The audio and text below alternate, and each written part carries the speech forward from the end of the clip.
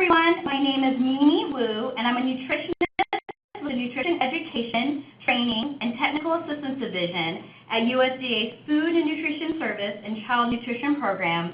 Thank you all so much for joining us for the 6th webinar in our monthly CACFP Halftime 30 on Thursdays webinar series. As many of you know, we have lots of loyal fans here today, so many of you know that these webinars are held on the 3rd Thursday of every month in both English and in Spanish. The English webinar will be held from 2 to 2:30 p.m. Eastern Time, and the Spanish webinar will be held from 3 to 3:30 Eastern Time. These webinars will be recorded and made available at a later date on the Team Nutrition website. We will have time at the end of this webinar to take questions. You can use the chat box at any time during the webinar to enter your questions, and we will try to answer as many as we can at the end. So as you all know, the topic of today's webinar will be offer versus serve in the child and adult care food program. Then next month, on May 17th, we will discuss methods for healthy cooking. Then on June 21st, we will discuss ways to add whole grains to your menu. We realize the titles of these webinars and materials may mention CACFP by name, but these meal pattern trainings and materials can also be helpful for those of you working with the preschool or pre-K meal patterns in the National School Breakfast, School Lunch, or After School Snacks program. Everyone is welcome to attend and download and use our resources. And those of you attending our webinar for the entire 30 minutes today will receive a certificate of participation. It does take us a little bit of time to process the certificates, so you should be receiving them on Wednesday, April 25th, likely towards the end of that day. Please wait until after April 25th before asking about your certificate. And also be sure to check your spam and junk mailboxes before asking about them. And of course, if you're attending the webinars with others, you can go ahead and print a certificate for everyone who's watching with you. As I mentioned earlier, these webinars will be recorded each month and posted to our Team Nutrition website. The direct link to the webinar page on the Team Nutrition website is listed at the bottom of the slide here. Recordings of the past 5 webinars we've held are now available, so please be sure to check them out. Okay, so before we get started, we want to know who you are. Please go ahead and select one of the following listed on the slide here. Do you work for a child care center, daycare home, at-risk after-school center, adult daycare center, emergency shelter, school food authority, sponsor, state agency, regional office, or other? Let's take a look here. Wonderful, wonderful. Well, wherever you're from, we're so happy to have you. Thank you all for joining us today. So let's get the party started. As you see on the screen, today we will discuss offer versus serve in the CACFP. Offer versus serve, which we also call OVS, is an optional type of meal service that can only be used with at-risk after-school and adult participants at breakfast, lunch, and supper. You should have this worksheet in front of you, and you will also see it on the screen here. We're going to broadcast the link one more time now, so you can click on the URL in your chat bubble, and it should take you directly to the worksheet. As you can see, the top of the worksheet explains what offer versus serve is and which participants can be served this style of meal service.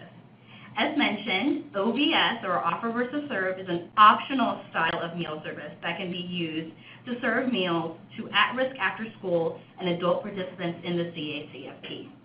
Optional, of course, means that you do not have to use this type of meal service, but you can use it if you want to.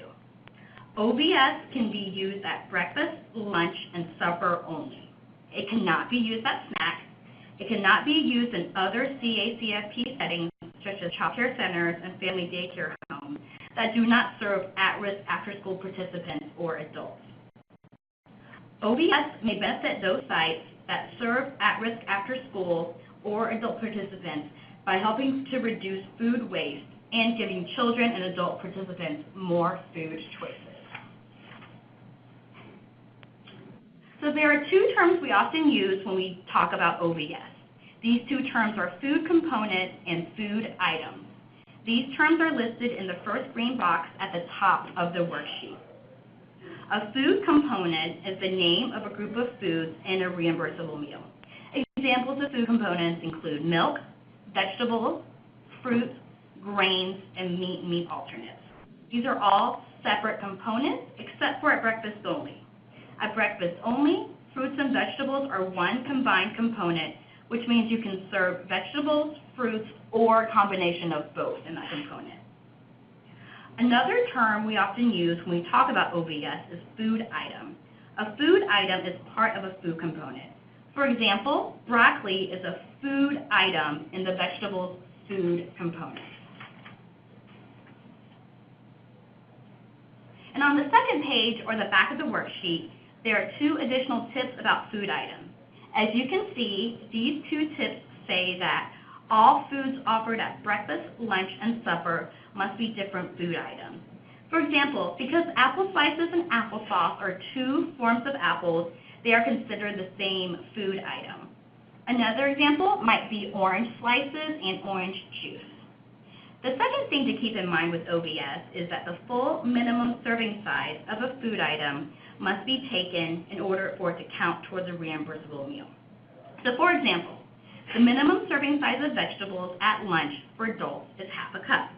So an adult participant must take at least half a cup of vegetables for it to count towards the vegetable component in a reimbursable meal. Now, let's turn back to the first page of the worksheet and talk about how to serve breakfast using OVS. At breakfast, you must offer these 3 food components: milk, vegetables and/or fruit, and grains.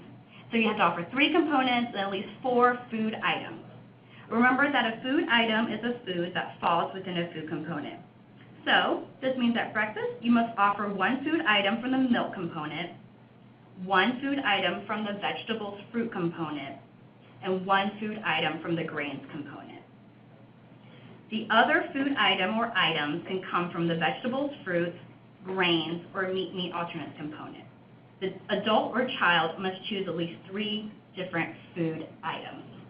So let's take a closer look at the examples shown on the worksheet.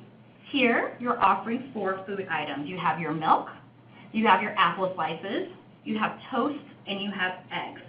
You can offer more than 4 food items, but you must offer at least 4 food items at breakfast. And as we mentioned before, you must offer enough of the food to meet the minimum serving size required of each component.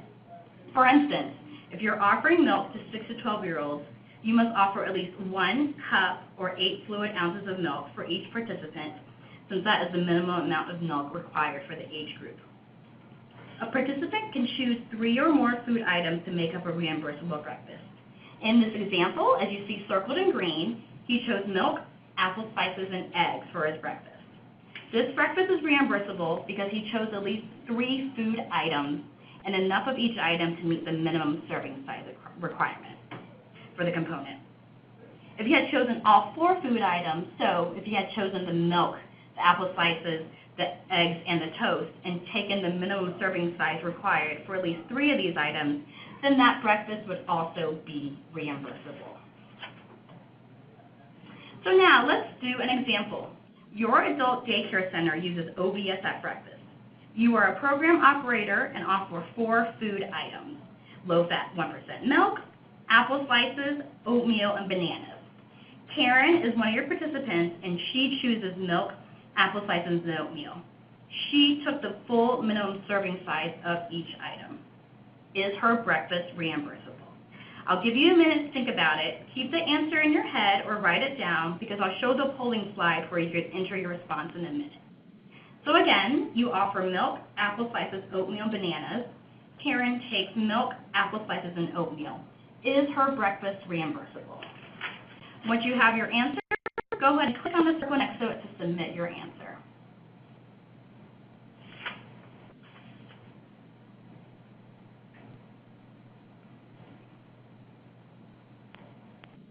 Wonderful job, everybody. As most of you answered, the answer to this question is yes. Karen's breakfast is reimbursable. And we know that the answer is yes and that her breakfast is reimbursable because for OVS at breakfast, you must offer at least 4 food items that include 1 from the milk component. So in this example, you offered low-fat milk, at least one item from the vegetable fruit component. And in this example, you serve 2 foods from this component, apple slices and bananas, at least one from the grains component, which is oatmeal. For the meal to be reimbursable, Karen needed to take at least 3 of the 4 food items offered and at least the full minimum serving size of each item, which she did, by choosing the milk, apple slices, and oatmeal, that's 3 items, and at least the full minimum serving size of each. Karen's meal is reimbursable. So let's try another one. Again, you're still serving low-fat 1% milk, apple slices, oatmeal, and bananas at breakfast. This time, Karen chooses milk, apple slices, and bananas. She took the full minimum serving size of each item. Is Karen's breakfast reimbursable? Again, I'll give you a minute to think about it. Keep the answer in your head or write it down because I'll show the polling slide in a minute. Here, you are offering milk, apple slices, oatmeal, and bananas. Karen takes the milk, apple slices, and bananas. Is her breakfast reimbursable?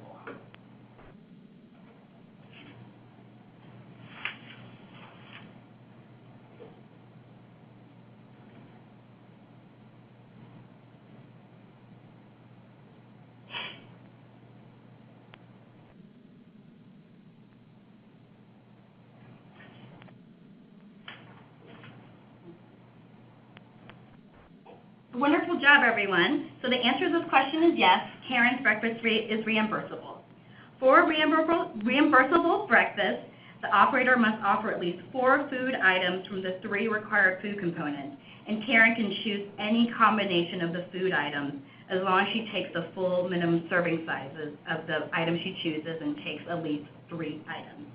Here, she chose 3 different items, milk, apple slices, and bananas, and took the minimum serving size of each, so her breakfast is reimbursable. If she had taken the minimum serving size of all 4 foods offered, that breakfast would be reimbursable as well. So now, let's talk about how to serve lunch and supper using OVS. At lunch and supper, you must offer these 5 food components: milk, vegetables, fruits, grains, and meat alternates. You can see that unlike at breakfast, vegetables and fruits are separate food components at lunch and supper. In OVS, you must offer at least 1 food item from each of the 5 food components at lunch and supper. Let's take a closer look at the example shown here. Here, you're offering food from all 5 components: milk, carrots from the vegetable component, banana from the fruit component, turkey from the meat alternate component, and a dinner roll from the grains component. You can offer more than 1 food in each component, but you must offer at least 1 food from each component. And as we mentioned before, you must offer enough of the food to meet the minimum serving size required of each component. Okay. A participant can choose foods from 3 or more components to make up a reimbursable lunch or supper. In this example, she chose milk from the milk component, carrot from the vegetables component, and turkey from the meat alternate component, and you can see that shown in green. This lunch or supper is reimbursable because she chose foods from at least 3 different food components: milk from the milk component, carrots from the vegetable component, and turkey from the meat alternate component, and took the minimum serving size of each. Also, something to note under this section of the worksheet and on this slide is that the asterisk or star next to milk under number 1. Please note that for adult participants only, milk is optional at supper. If milk is not offered, the adult still needs to select food items from 3 different food components to make up a reimbursable meal. So now let's try another example. Your adult daycare center offers low-fat milk, carrots, bananas, turkey, and dinner rolls at lunch. Emma is a participant who chooses the milk, carrots, bananas, and turkey. She took the full minimum serving size of each item. Is Emma's lunch reimbursable? Take a minute again to think about it. Again, you're offering milk, carrots, bananas, turkey, and a dinner roll. Emma takes milk, carrots, banana, and the turkey. Once you have your answer of whether or not this is reimbursable, go ahead and enter your response. Go ahead and click on the circle next to yes or no to submit your answer.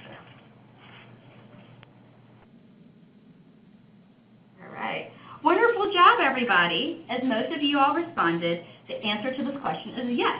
Emma's lunch is reimbursable. And again, this is because for OVS at lunch, you are required to offer at least one food item from each of the 5 food components. And again, your 5 food components are milk, meat alternates, vegetables, fruits, and grains.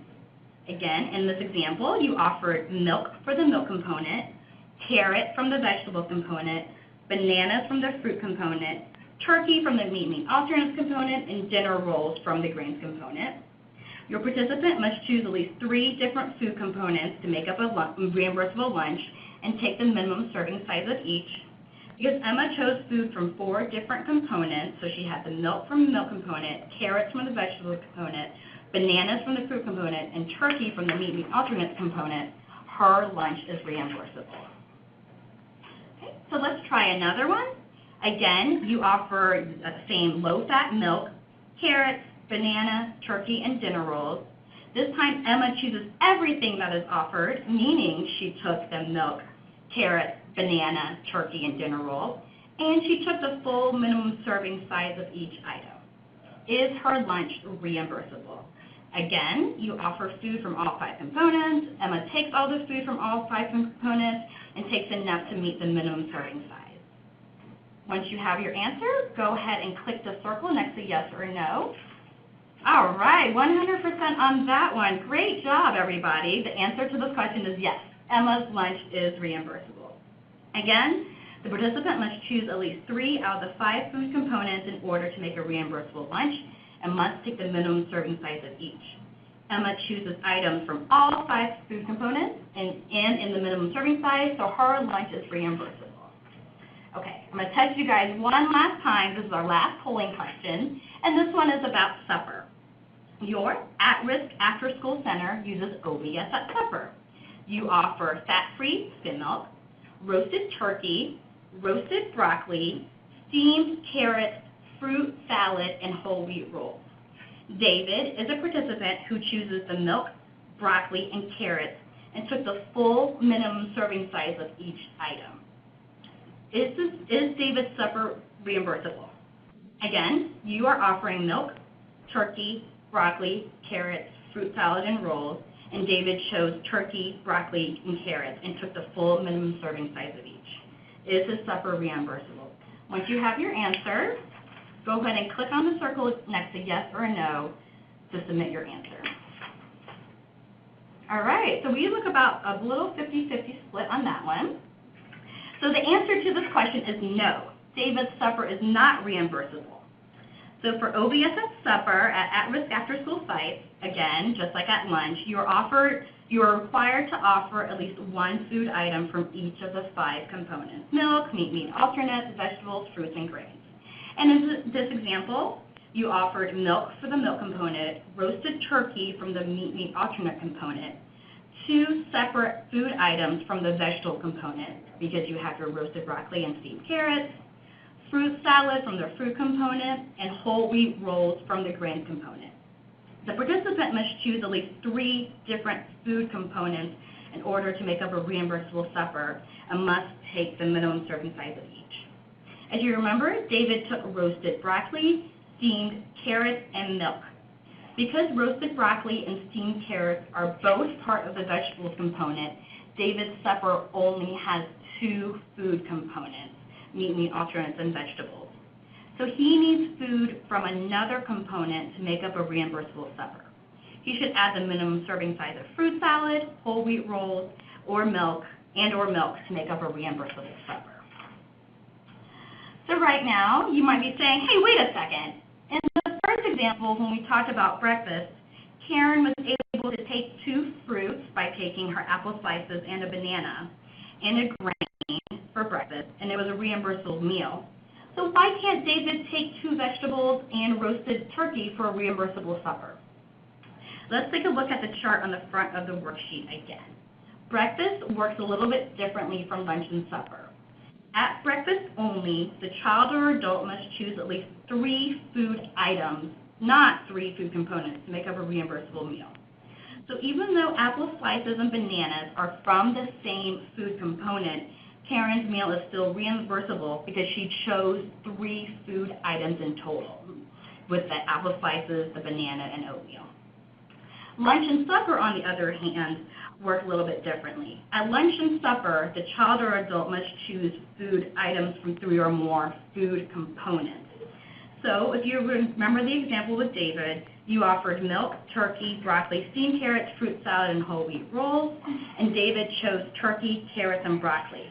By doing so, he chose foods from only 2 different food components, and so he needs food from another component for a reimbursable lunch or supper.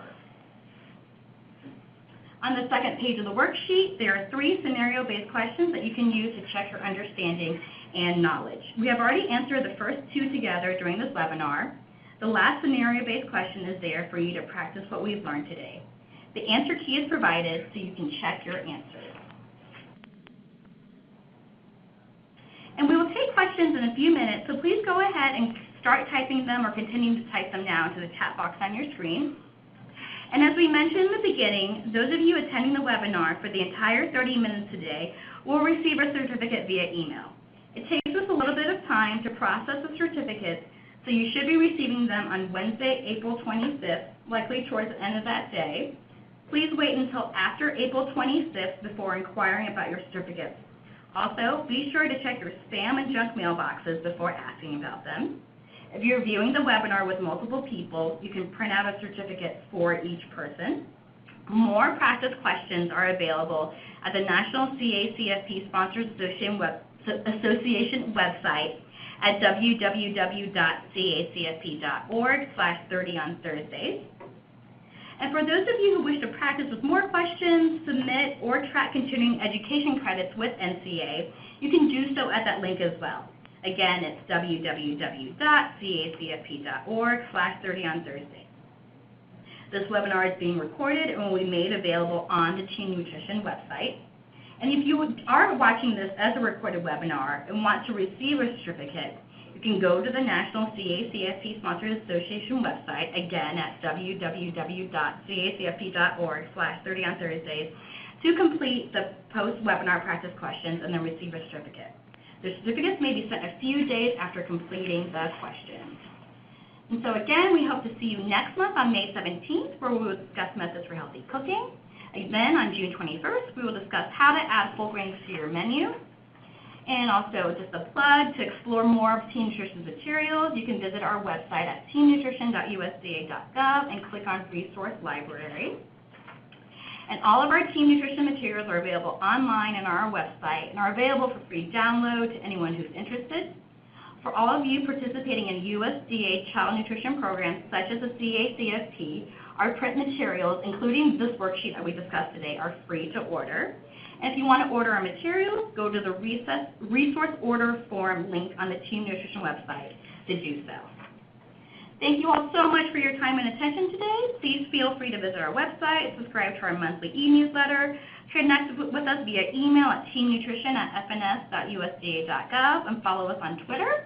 And now we'll answer some questions. In the room with me are Evelyn Garcia and Kenya Pennington, 2 colleagues here in Child Nutrition who will be helping me with asking and answering your questions.